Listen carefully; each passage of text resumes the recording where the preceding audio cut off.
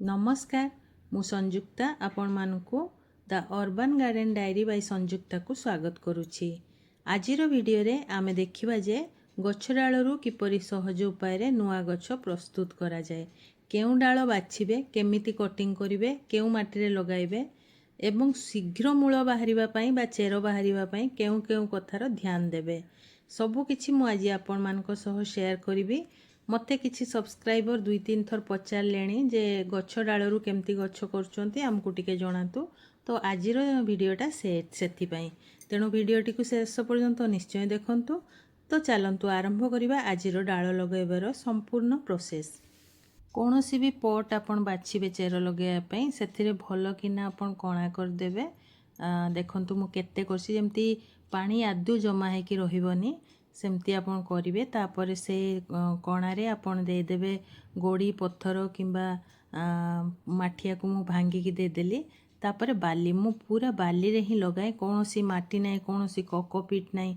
आपण देखंतु मु बाली ही ढाळुची, तळु बाली नै कि आस्थिली बाली ही ढाळुची। आउ आपण नेबे एलोवेरा जेल नहले रूट हार्मोन। मु एलोवेरा जेल रे ही करे। आपण जदि एलोवेरा गछ नाही ताहले रूट हार्मोन नै नेबे, दुईटा जाकरे भलो चेरो आसे। रूट हार्मोन मु एपर्यंत यूज करनी, मु एलोवेरा जेल रे करिछि, किंतु जत्ते जण कोठु सुनिछि रूट हार्मोन भी भलो चेरो बाहर कर पारे, माने भलो गछर चेरो हुए। तापर मु बाछि बाछि सबु डाळ नै जाइथिली। एडा सबु सेबतीर डाळ, भलो हेल्दी डाळ नेबे। आ टिके माने गोटे गोटे गोटे 1.5 आंगुळीर डाळ सबु नेबे बाछि बाछि। सेडा सबु मु कटिंग कर नेथिली बाछि बाछि। एई टाइमटा हला भलो टाइम जेटर कि गछरु चेरो बहुत जल्दी बाहर पड़े, काना वर्षा हुए आ गछ नष्ट हुएनी। तो एई टाइम रे ही आपण माने जदि लेट हे जाइछंती आउ लेट करंतुनी। मु तो ऑलरेडी लेट हे जाइछि। आ मु देखंतु ऊपरु मात्र 2टा पत्र कि 4टा पत्र छाड़ी के आ सबु बाहर कर देली। आ एलोवेरा जेल रे डिप करके लगे दोछि। टिके वीडियोटा ठीक शूट हे पारलानी काहे कि ना मु एते ध्यान दे पारलीनी जे टिके आ टिके वीडियोटा को ठीक भाबरे शूट करिवे। देखंतु जेल रे डिप करंतु। ए देखंतु मु सबु पत्र बाहर कर दोछि। पत्र रहिया पई देबेनी, ऊपर मात्र 2टा नले 4टा, 4टा रो बेसी पत्र रखिबेनी, बाहर कर देबे। आउ सबु डिप करी करी लगे देबे। आज मु सेबतीर लगेली, सेबती सबु प्रकार सेबती सबु कलर। आपण जदि अन्य अन्य कलर लगेबा पई चाहउचंती सबु जगह रे लेखिकी भी लगे पारिबे कि एटा ए कलर, एटा ए कलर। मु सेमती किछि करिया पई चाहेनी, तेणु मु गोटे जगह रे सबु लगे देली। आउ मु ताको डिवाइड कर देबी, काहाकू बांटी बार थिले बांटी देबी। आउ तापरे मु मंदार गछ तळु आनिथिली। मोर जहा सेटा मंदार गछ अछि, केवल आपण मानकू देखेबा पई। पेंसिल मोटा किंतु ताठू मोटा हेले भलो, पेंसिल मोटा हेले सबुठू बेस्ट। ए देखंतु ड्रेनेज केते भलो हेछि जे सबु पानी बाहरी जाउची, देखि पारछंती। तेणु आपण सेमती ड्रेन होल भलो किना करिवे जेमती पानी स्टोर हेकी रहिबनी। तापरे मंदार डाळटा को मु 3 पीस कर देली, माने चाखंडे 1.5 चाखंडा हाइट आउ पेंसिल मोटा सेटा ठीक सबुठू भलो तार चेरो बाहरे। आपण सबु पत्र बाहर कर देबे। से मंदार गछरे आदु पत्र डाळ रखिबेनी, केवल गोटे जो डाळटा लगेबे सेई डाळटा तेरछा काटी देबे आउ एलोवेरा रे डिप करके लगे देबे। एमती करके मु मंदार लगेली, सेबती लगेली, आउ जिनिया देसी जिनिया लगेली, आउ देसी जिनिया लगेली, आउ गोटे कोन लगेली, आ गोटे विंटर सीजन रो फूल लगेली, मने पड़नु से फूलटार नाम। सेति कि मु लगेइछि आजी। आउ मु चेरो आसिले देखेबी। आ मु जेडा भी लगेइछि मु आपनको चेरो देखेबी। गछर चेरो करिया पई एई सीजनटा बेस्ट सीजन। जून, जुलाई, अगस्त एई 3 मास रे आपण जदि कोनोसी भी डाळ लगौचंती आ प्रॉपर वे रे लगौचंती ताहले सिए बंचिबो ही बंचिबो। मोर बहुत गछ, मंदार गछ, टगर गछ, गोलाप गछ। गोलाप माने देसी गोलापटा हुए, किंतु जो हाइब्रिड गोलापटा से हुएनी। बंचिबो जदि बा सी फूल फुटिबनी।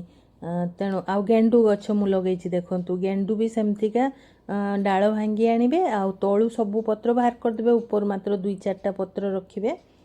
ରଖିକି ଲଗେଇଦେବେ। କଲିଅସ୍ ଲଗେଇଛି 4ଟା କଲିଅସ୍, 2 କଲର୍ର 4ଟା କଲିଅସ୍ ଲଗେଇଲି। କଲିଅସ୍ ତ ନର୍ମାଲି ଏମିତି ବି ପୋତି ଦେଲେ ବଞ୍ଚିଯାଏ, ତଥାପି ଚେର କରିଦେଲେ ଭଲ। ମୁଁ ଏତିକି ଗଛ ମୁଁ ଲଗେଇଲି। ଆଉ ଆପଣ ଯଦି ଏଇ ସିଜନ୍ରେ ଚେର କରିବା ପାଇଁ ଚାହୁଁଛନ୍ତି କରନ୍ତୁ। ଆଉ ତାପରେ ଆଉ ଚେର କରିବା ପାଇଁ ହବ ଚେର, କିନ୍ତୁ ଟିକେ ଟାଇମ୍ ଲାଗିବ, କଷ୍ଟ ହବ। ଅଧା ଗଛ ମରିଯିବ, ଅଧା ଡାଳ ମରିଯିବ, ଅଧା ଡାଳ ବଞ୍ଚିବ। ଏବେ ଲଗେଇଲେ ସବୁ ବଞ୍ଚିଯିବ, ସବୁ। କାହିଁକିନା ଯେହେତୁ ବର୍ଷା ହୁଏ, ସେଥିପାଇଁ ଚେର ଲଗେଇଲେ ଭଲ, ଗଛ ଲଗେଇଲେ, ଡାଳ ଲଗେଇଲେ ଭଲ।